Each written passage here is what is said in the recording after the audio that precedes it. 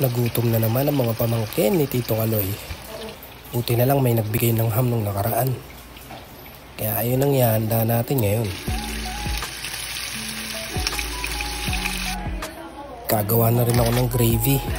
Pero masarap na yun kahit wala nito eh.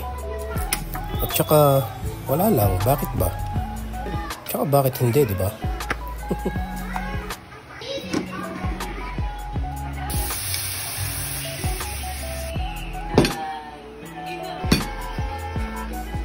Siyempre, lagyan natin ng pambalanse.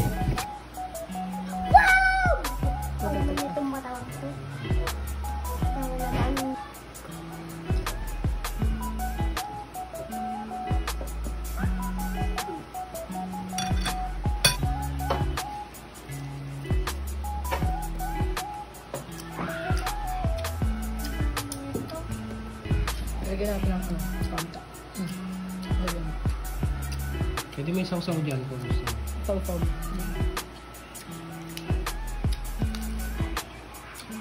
Yung sa kamera.